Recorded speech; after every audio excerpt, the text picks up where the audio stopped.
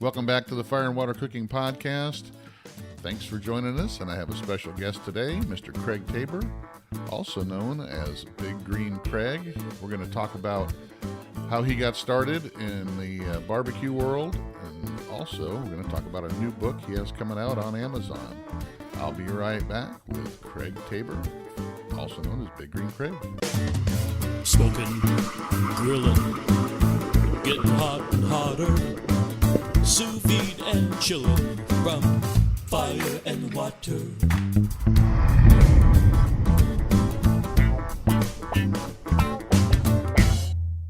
Hey all, I want to introduce you to a company I just started working with, Fresh Jack's Organic Spices out of Jacksonville, Florida. They're a small, family-run company that's fast-growing. I've tried a bunch of their different seasoning blends and spices, and I can tell you they are all fresh, all organic. None of them contain artificial flavors or sweeteners. None of them have anti-caking agents or preservatives. They all taste like they were just made for you yesterday.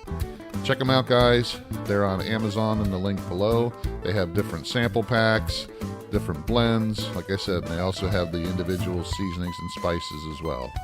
Fresh Jack's Organic Spices. Check them out, guys. I love them. Welcome back to the Fire and Water Cooking Podcast. I'm Darren. I'm your host, of course. And today I got a really special guest. You probably heard of him as Big Green Craig, but now it's just Chef Craig Tabor. He's been around for a long time, cooking, barbecuing, doing all kinds of outdoor events. So Craig Tabor, welcome. Hey, Darren, how are you? Why don't you introduce yourself? Tell us where you live, who you are, where you're from. Darren, Craig Tabor. I'm currently outside of Atlanta, Georgia. Father, got two beautiful children. Just celebrated number 10-year-old Addison yesterday. And she loves cedar plank salmon, so we cooked up some good salmon for her yesterday. But outside of Atlanta, I would love to cook full time, but right now I'm in sales for a wire and cable manufacturer. That's my 9 to 5, and then the cooking hobby is everything else. I can respect that, having to work, put your passion on hold so you can make a little, support the family. But so you've been cooking for a long time. What got you started to, your old moniker, which you just recently changed from? You were known as Big Green Craig. So how did you start out with that? Yeah, so I'll take you back to the very beginning. I had always owned a smoker and a grill, but I owned I'm afraid to say it. I did own a gasser. I started off on a gasser, and I was cooking your standard stuff, burgers and steaks and chicken breasts and just your standard, what I would call gas grill type of cuisine. And then I had an offset pit.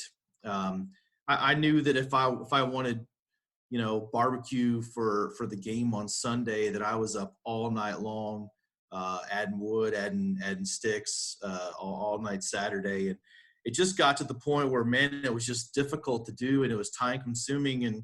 And my neighbor sort of turned me on to the Big Green Egg, much like the Big Green Egg world is.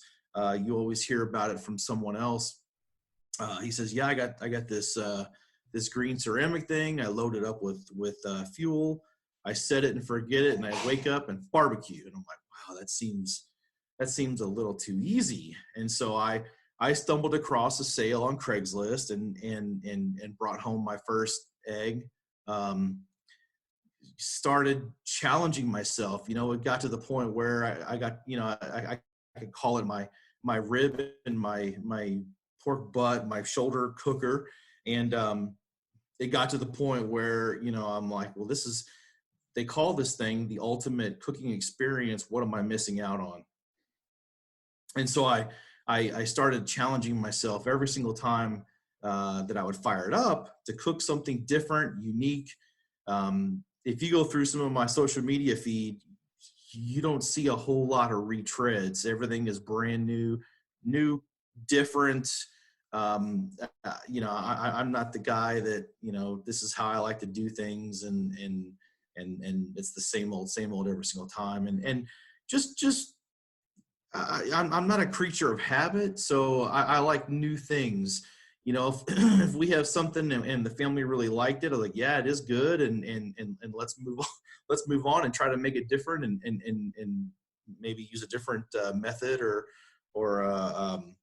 you know, different sauces and sides and just a little bit that way.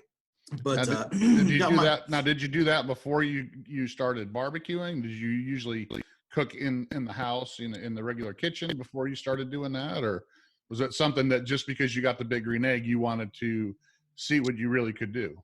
No, I cooked. I could make a heck of a grilled cheese, and that was about the extent inside the house.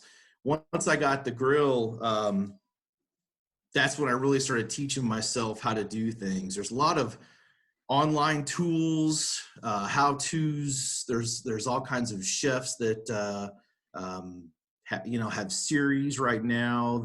One of my favorites right this second is the master class, where you know Gordon Ramsay would teach you anything, and you know, so I really like to learn. I like to learn new techniques. I like to put them into play.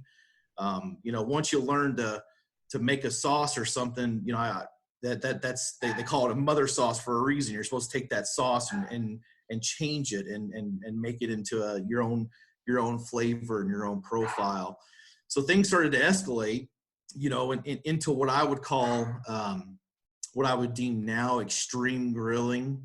You know, grilling to the point where you're not grilling your standard items, but where you're grilling desserts and you're grilling more upscale chefy is, I know chefy's not a word, but I'm going to use it, more chefy style More advanced. Just say more dishes. advanced. That's a good word. More advanced, yeah, more advanced.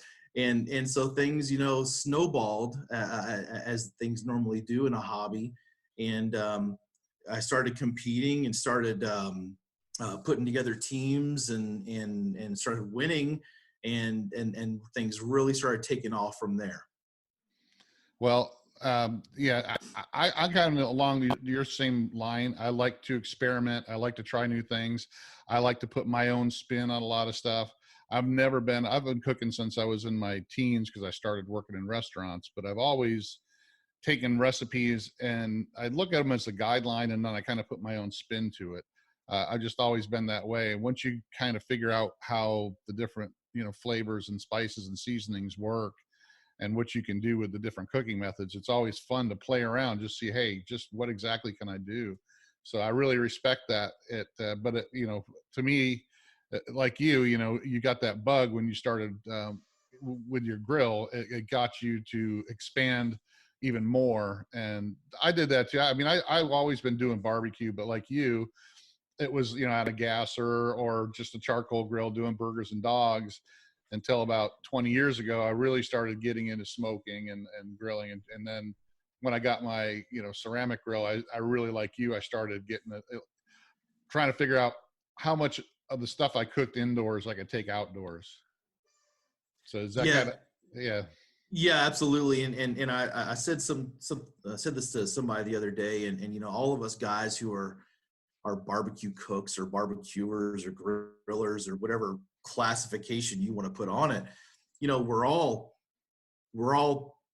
I like to play with fire. We're all like pyromaniacs that just, you know, got hungry one day, and you know, we had to eat anyway, so we may as well fire something up and throw meat on fire, you know, and that sort of caveman style aspect.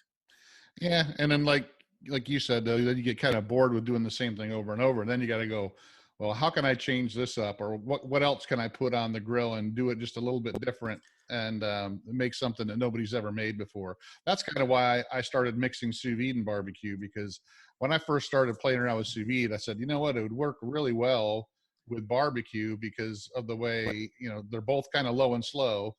And one, I could, you know, make a medium rare brisket, you know, using sous vide and then toss it out on the smoker and turn out something that nobody could ever do before with just a smoker or with just a sous vide, you know, because you combine that smoke crust with the medium rareness that you can get from the sous vide. So, I mean, that's what I really like to do. And that's kind of like what it sounds like you started kind of playing around with, and it got you addicted. Yeah, what it started off as, everybody, for Mother's Day or Father's Day or birthdays or holidays, where are we going to go? What are we going to have? And in my family, it's, well, what are we going to get or source or buy that we've never cooked before, and go in that direction. And, to your point, sous vide, it's another tool in your tool bag, your toolbox. The thing about it is, the Big Green Egg is a fantastic, I'm going to call it like a Leatherman tool, or maybe even Swiss Army knife. It's a fantastic tool in the sense that you can do every single thing that you need done with this one Leatherman tool. It's got a flathead screwdriver and a pair of pliers and a set of wire cutters and a pocket knife, and it can sear and it can bake and it can smoke and it can grill and it can do everything. But what I finally came to realize is, yes, it can do all those things, but sometimes the regular flathead screwdriver is the right tool to have. And so, talking about sous vide is a fantastic option. I've been playing around with it, and somebody said, well, my only concern with sous vide is, I can't get any smoke on my protein or whatever I'm cooking. And so I turned to liquid smoke. And, the thing about sous vide is that's true to a point, but you can always smoke something and then reheat it in the sous vide. That's what I like to do as far as brisket goes, or I call it freezer pork, but leftover pork that I've vacuum sealed and jam it into the bag, and it works fantastic to, as a reheat type of thing. But, to your point, a 72-hour brisket that's medium rare, man, I throw that guy on the meat slicer and shave it super thin, and that's fantastic sandwich meat. Yeah. Well, I could instruct you on how to do a brisket sous vide and also get some smoke, but there's just like with any cooking method, there's little things that you learn, that it's not just always what it looks like on the face, because you can take a brisket, cook it sous vide, and then chill it down all the way to pretty much refrigeration temperatures, then put it back on the smoker, and then you got plenty of time for it to get that bark and smoke. It's not going to be, exactly like it would have been on the smoker alone, but it's going to get pretty damn close. You can get a pretty good smoke profile on a brisket when you chill it down before you put it on the smoker.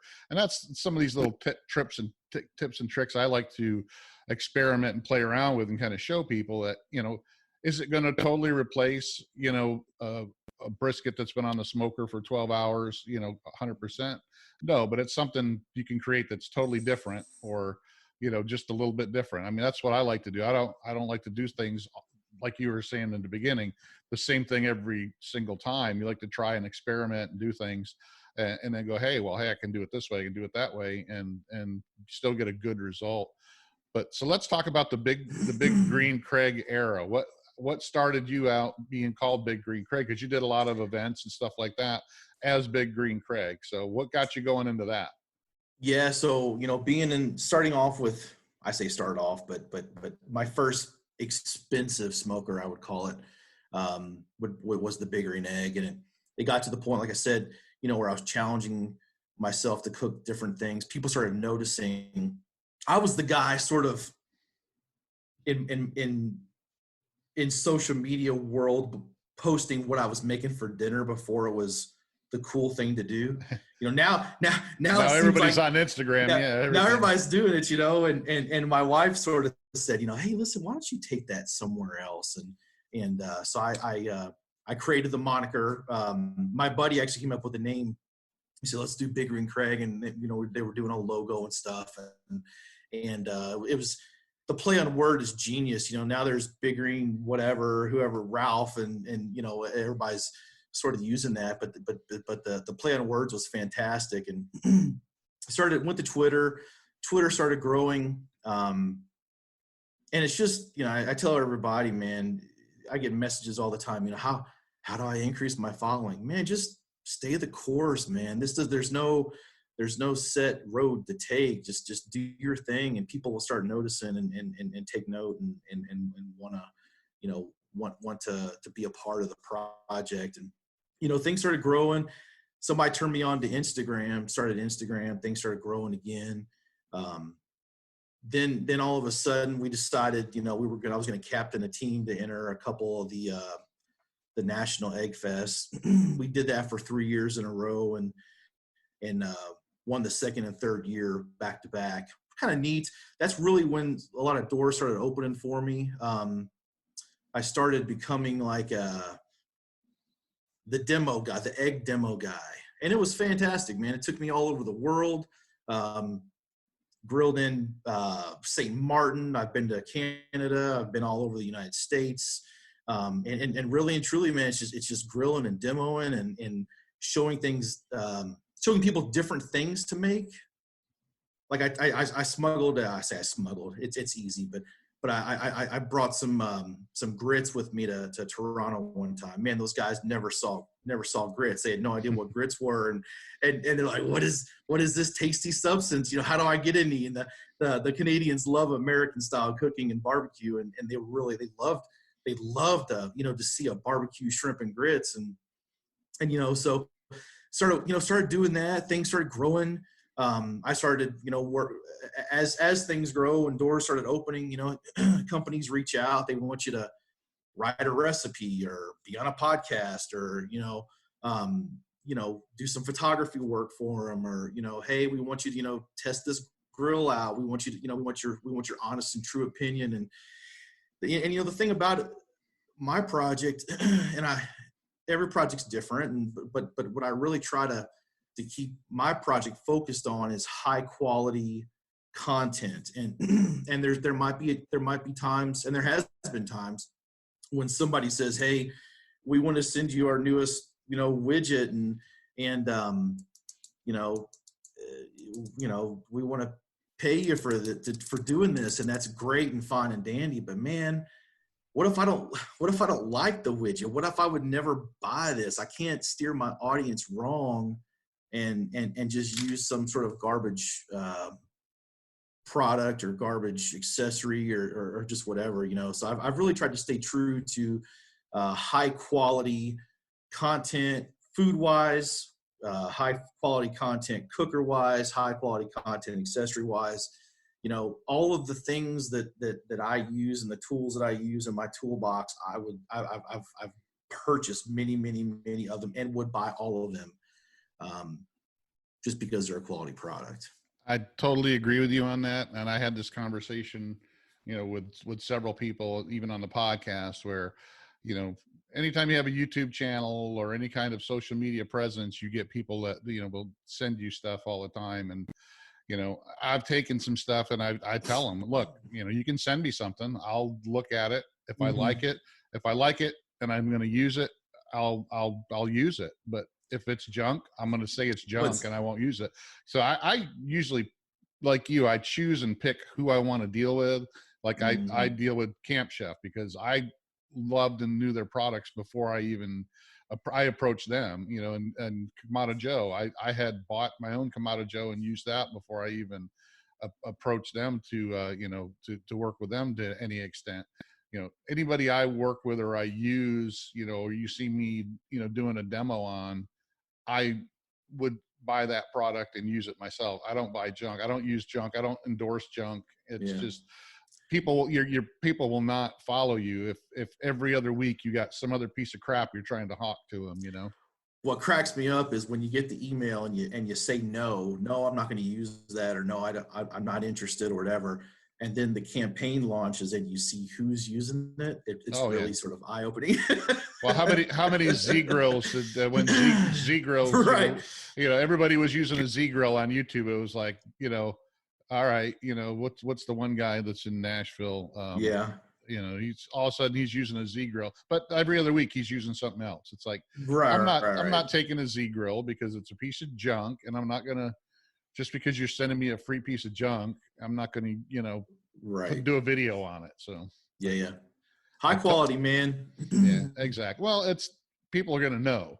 If every other week you got some piece of crap and you're trying to get them to buy it, and then the other 2 weeks down the road you got somebody else sent you something else and you're trying to hawk that, it's just people will go, this guy's not really honest.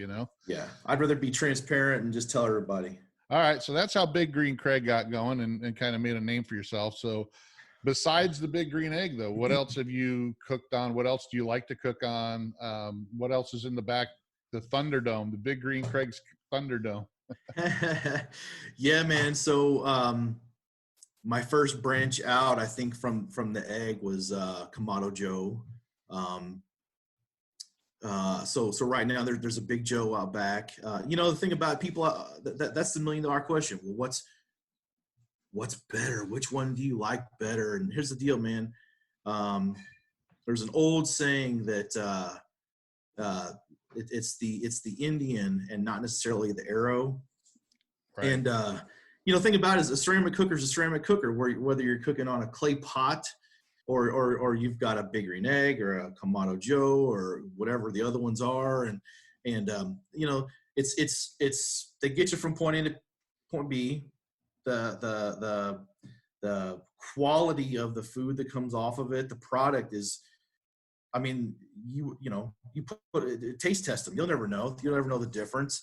It all just comes down, which one do you want to drive? And, you want one with power steering and a moonroof and electric this and electric that, or you just want the standard roll up windows and,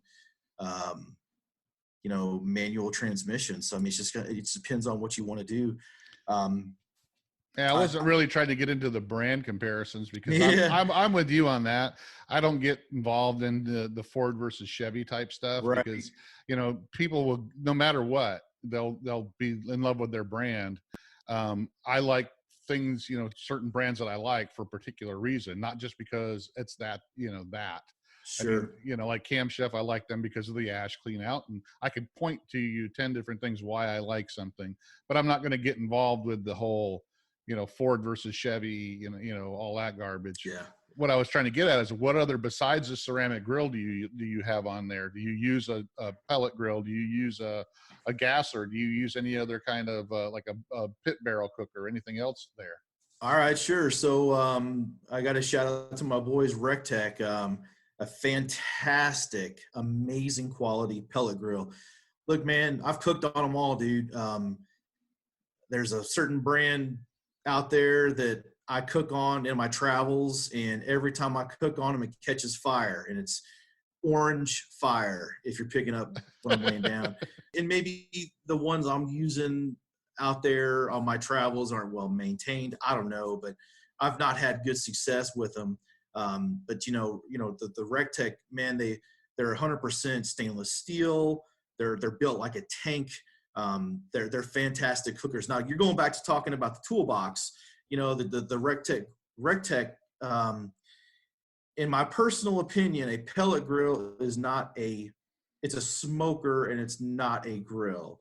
Now people are out there and they're trying to say, we can, we'll add a set of grill grates on there and you'll increase your temperature to get some, some grill marks, but it's not a grill, man. It's a smoker. I love them all. They're all the RecTech smokers are fantastic. But it's for me, it's a 350. It's a 350, 350 degrees down is its sweet spot, man. Because you get hotter than that, you're not going to have any smoke. All you're going to have is heat, and at that point it turns into a basic oven. But there's a couple of RecTechs out there. There's a new RecTech coming out that's out there that is really going to take off. I think it's going to be a good one for everybody. Another tool in the tool chest is the beefer. Have you seen the beefer?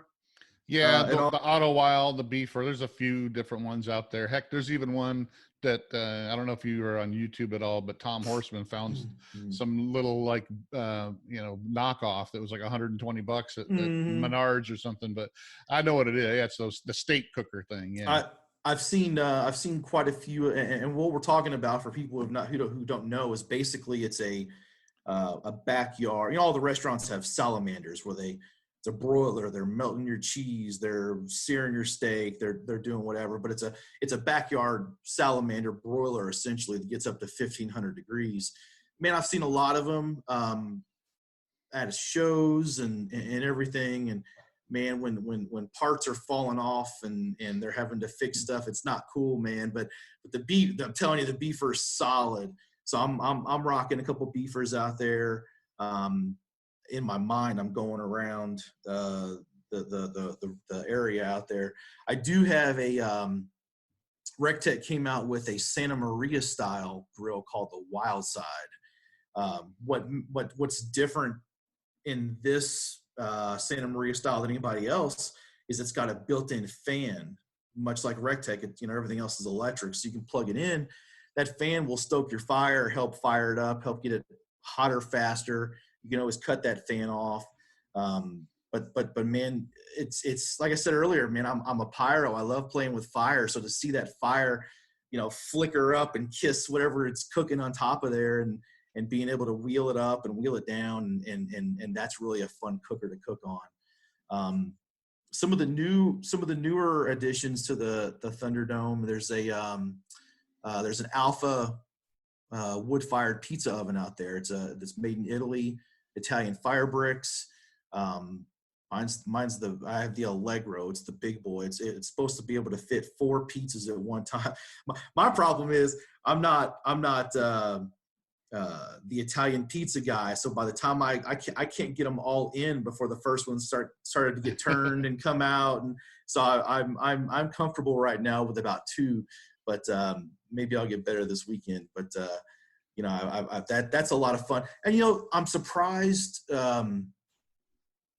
In my mind, you throw a bunch of fire in there and a bunch of logs in there, and to my mind is, it automatically goes up to 900 degrees, and you're cooking Napolitano style pizzas, and that's it. Man, that thing there, it's a little bit of a fire management thing, but if you can control that oven, you can roast some. I've roasted some ducks in it. You can roast some chickens. You can bake lasagnas. I mean, you can literally tailor that temperature to be any sort of oven, transferable indoor oven to outdoor oven sort of recipe. And it's really been a fun learning piece of equipment as far as fire management goes that way. Yeah, my buddy John Setzler's got one of those, and he even did a pork butt on one. Just to see if he could do it. I mean, sure. Those are fun things to. What about a flat top like a Blackstone or a Camp Chef 600? I do. I have the Blackstone 36. It's fine. It's a lot of cleanup. Normally I'm just used to scraping stuff and just dumping it into the fire and letting the fire take care of it. But it's a little bit more cleanup than I care for. But it's a nice tool to have. My daughters absolutely love smash burgers, and I see all these guys smashing them on top of the flat top and everything, and that's cool. But the way that I do it is I sandwich it with wax paper in between my tortilla press. So the burger may come out, the raw burger may be that big, but time it's all said and done, it shrinks up to regular size. But you can get them super, super, super thin that way. Yeah, I'm rocking that. I do have another flat top style of grill. It's more of a European plancha. It's called O-Fire from Netherlands. And essentially it's a 40-inch round, half-inch thick steel plate with a 25-inch, 26-inch hole in the center that's fire-driven. Everything is live fire. You fill the fire, you build a fire in the hole in the middle, and then you push all the fire outside underneath that plancha, and now you've got a 40-inch round plancha. So it's very much I'm not going to fire that up for my wife and I. It's just not the fun factor. It's just me out there cooking and that's it. But the fun factor is fantastic when you've got a huge group of people. If you've ever been to Melting Pot, where you fondue and stuff, they bring all the stuff prepped to your table and you sort of cook it. So what I'll do is I'll I'll have everything prepped and ready to go. And now it's all right. Pick your little, your 12 or 14 inches on the plancha, and here you go. You cook your own dinner, and I'll manage the fire. Y'all cook your dinner, and we'll do vegetables and proteins and whatever. And it's a lot of fun. Is that something like the Art of Flame is supposed to be, where the Yeah. fire's in the middle and you got their little cooking area all around, right? It is, and once you're in the grilling sort of industry, you start learning that at one point everybody's worked for somebody else, and yeah, that's how all these competitors get around. yeah. Somebody will go, well, I created a new one, but they took where they used to work and they added something to it or changed something just a little bit. Yeah, just like Kamado Joe, he admits he loved his big green egg and decided he wanted to change it a little bit. Yeah. And that's just how.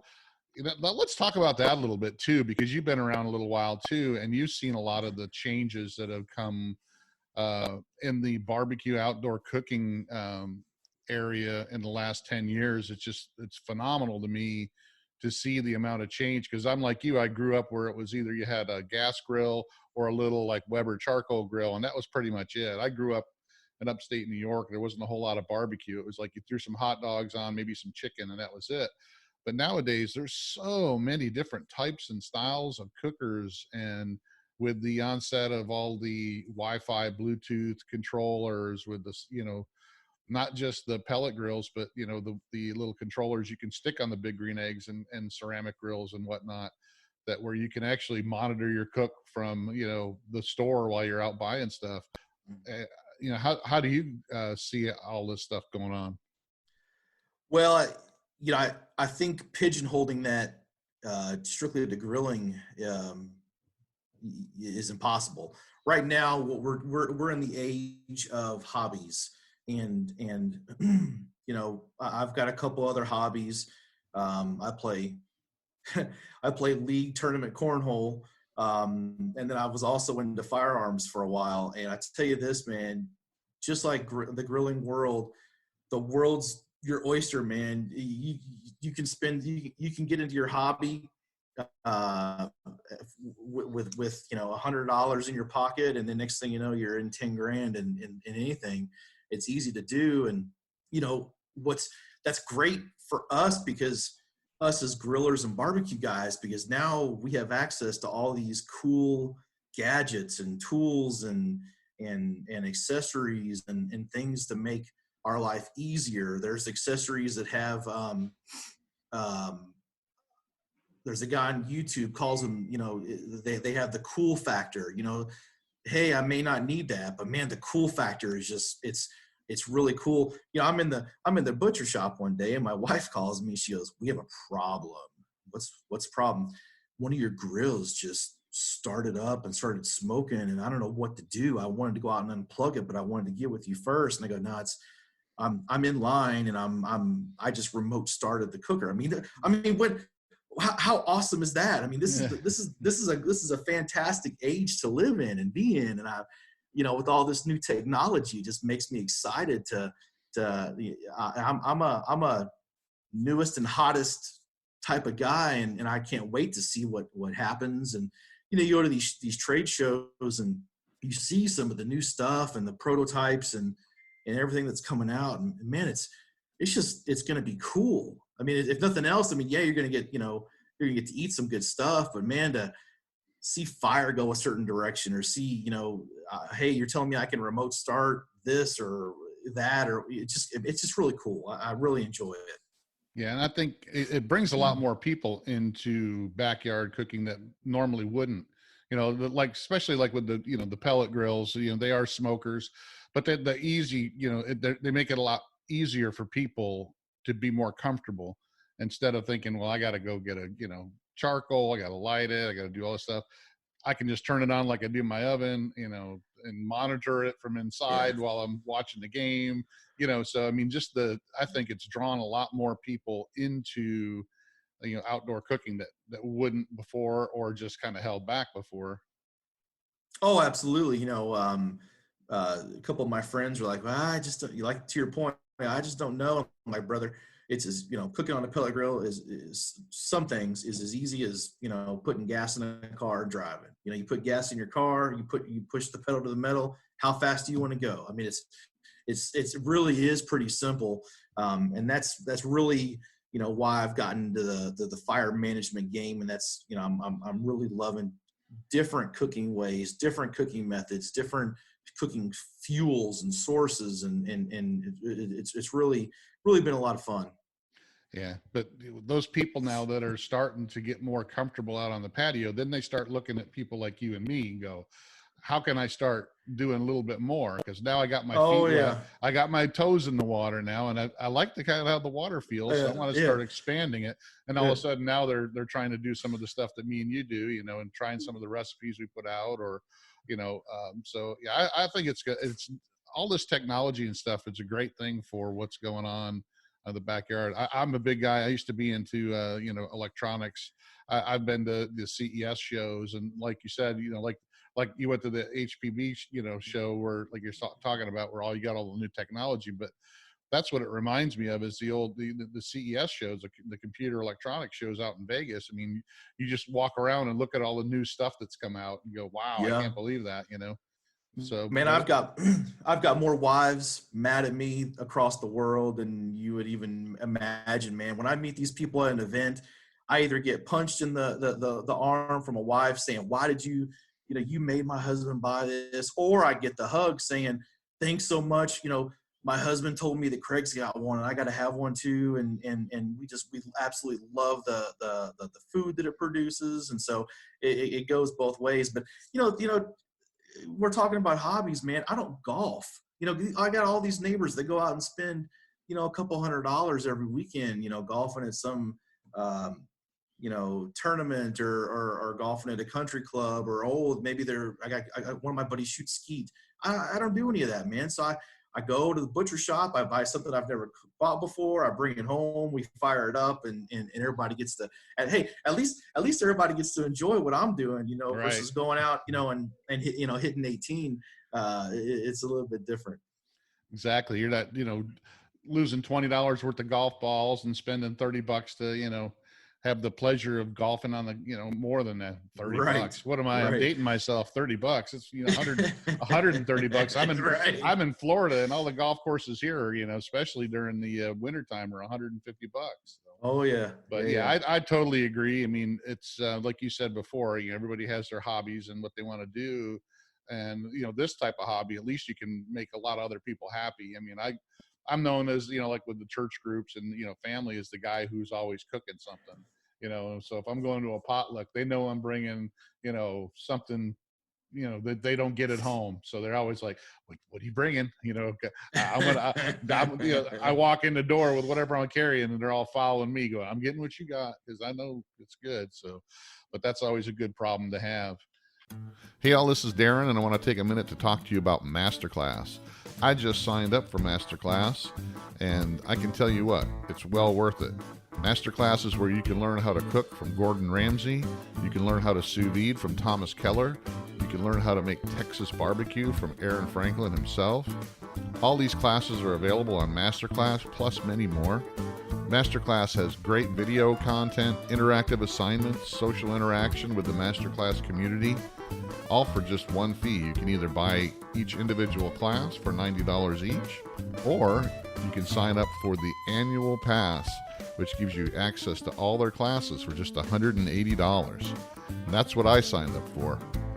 Check it out, guys. Masterclass has some of the best online training you can find.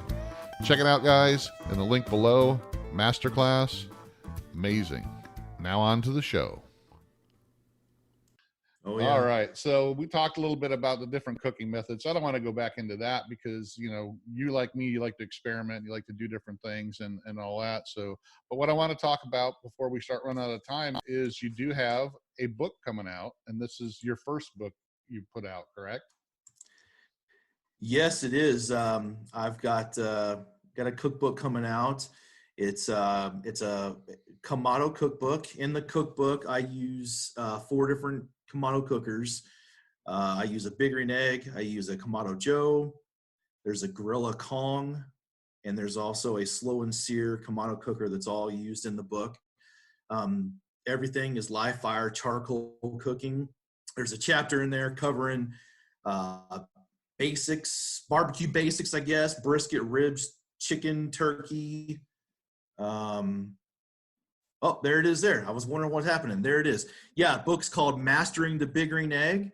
It's an operator's manual and cookbook. So it's very, very, very heavy up front on the fire management. We talked about fire management a little bit earlier. So fire management, how to build your fire, how to light your fire, how to set things up, how to clean, how to maintain, it's the unwritten owner's manual to all things Kamado cooking.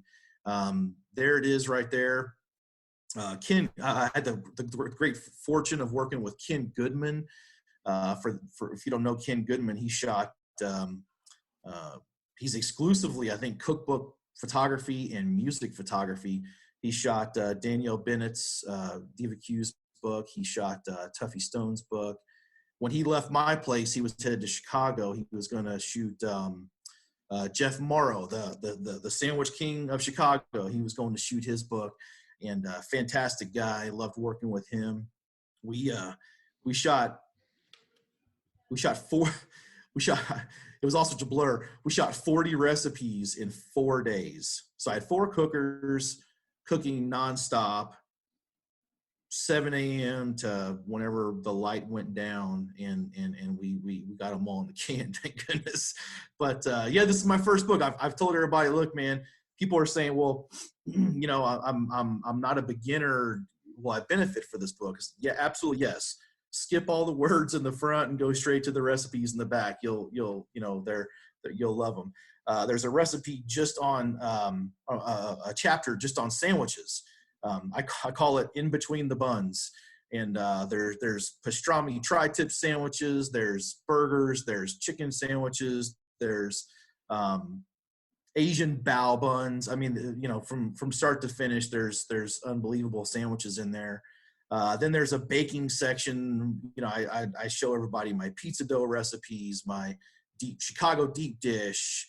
There's some desserts. There's I love to cook seafood. So there's a huge seafood section in there. And here's a funny little story for you. I had a conference call with the publisher, and we're going over the table of content and the recipes and whatever. And while I'm on the phone with them, an email pops up and we're looking at the table of contents, and they had scratched out one of my recipes. And it was one of my favorite recipes. It was cioppino, the Italian American fisherman stew from the West Coast. It's sort of like a catch-all for seafood, and they said to me, you know, yeah, we scratched that one out. And I just said to him, I said, well, you know, the funny part is, you know, from day one, you've told me this is my book. Yo, it's your book, it's your book, it's your book. And I said to him, I said, well, my book would have the cioppino recipe in it. And it wasn't a minute or so later, and here comes a new email up, and they had put it back into the table of contents. So, you know, everybody, if you buy the book, you got to go make that cioppino recipe. That's fun. But yeah, it's exciting, man, and it's a lot of work went into it. I talked to some people, good friends of mine, who have written cookbooks before, and one of them said, you know, as soon as you turn in your manuscript, you're going to immediately think, man, I wish I would have done that different. I wish I would have done that different. And I'm right there, but it's one of those deals where I could have spent 5 years as a perfectionist trying to perfect whatever it is. And just, you know, the deadline came, and it's hot on the press right this second, my man. So that's where it is. Well, I'm going to link to it in, you know, for Amazon on the podcast description, and also on the YouTube video when this comes out. So well, I appreciate that. People will be able to click on it and get it. I mean, it's looks like it's a very extensive book. I've talked to several people that have written books. You know, Greg Mervich from Ballistic Barbecue. He's written a couple books now. He's got another one coming out soon. I've talked to you know, several people that have written them, and the first one they said is like, it's nowhere near what they thought it was going to be. You know, it's intense. You know, the intensity. You know, they always kind of like, well, I'll write a book. It's easy. Just they see people like in movies, just type it wrong, do whatever, do it whatever you want to, and when it's done, it's done. But it's not like that. Yeah, Greg actually told me. I've met up with Greg a few times. He's going to do a recipe out of the book for his YouTube channel, so I'm pretty excited about that. I'm not sure which one yet, so we'll see what happens there. But yeah, man, they kept. I tell you, the easiest way to entice me not to do something is to put a due date on it. And you just, life happens and deadlines move, and we moved several times on this one here. But yeah, May 12th is the hard date. It should be out. That's great. But I see you did go back to the Big Green Craig moniker on that. Is that just because of the name recognition? Yeah, I think when you're in the Kamado world, I think Big Green Craig, is an authority. I mean, it's a track record. It's a you say Big Green Craig, and that's a resume in itself. So that's we did that for a reason. And that's fine. And I still wear my Big Green Craig garb and everything, but just got to the point where I felt like people. You're pigeonholed. You're pigeonholed. Well, I'm pigeonholed a little bit, and at the same time, I'm trying to think in my head how to say some certain things the right way. But so many folks thought that I actually worked for Big Green Egg or had some sort of affiliate, and just that just wasn't never the case. And it was just always I was an enthusiast and loved the cooker. And I'll tell you this, man, I'd much rather move around a couple drum cookers any day of the week than to move a ceramic grill. I'll tell you what, that's right. I guarantee you the ceramic grills are not something you want to be, moving around to a competition unless you have them, nailed to a trailer or something. Right. So yeah, it really wasn't it wasn't a huge moniker change or change up or there's no ill will or anything along that lines in the name change. It was just to associate with a brand and a cooker that there is no association with, was just kind of, I finally realized that was just not needed. Yeah, it's like you're not Ray Lampe, who was getting paid for a number of years by Big Green Egg, and now he's not. So he's finally. They had I guess after 17 years, he was on, barbecue,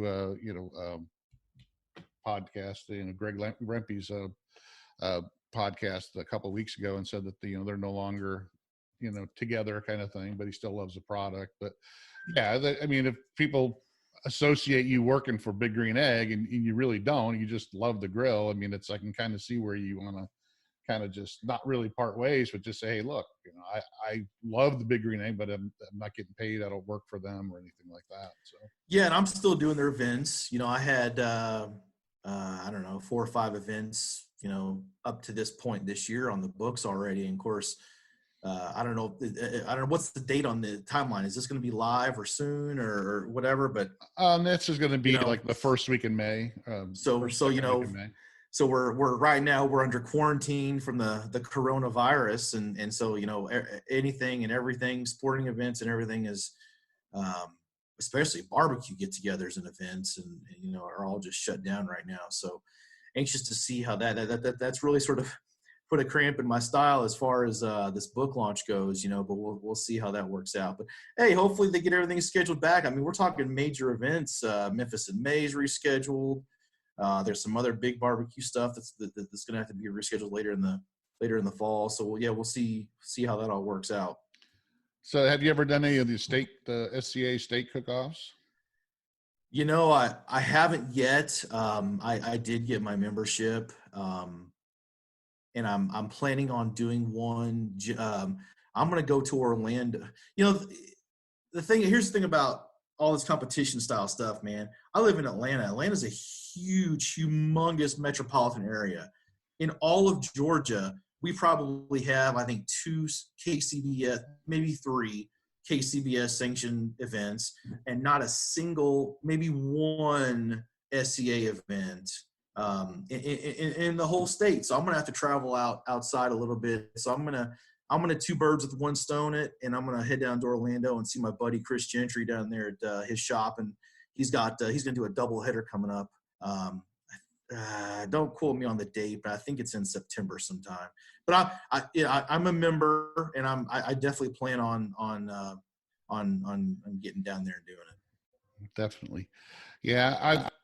That's about the only thing I'm really tempted on doing, because I'm not one to want to do a barbecue cook-off, a competition where, you have to spend 2 or 3 days, and that's just not me. I'm not a competition type guy for some reason. It never excited me. I like going and watching them and participating and buying good barbecue and eating it. But, I'm not one to, especially I know that competition cooking is a lot different than, eating, cooking. It's not like what you cook for your family. And everybody, Right. even Malcolm Reed and his wife told me, there's eating barbecue and then there's competition barbecue. So, I mean, they're just totally different things. So, I the people that do it, that's more power to them.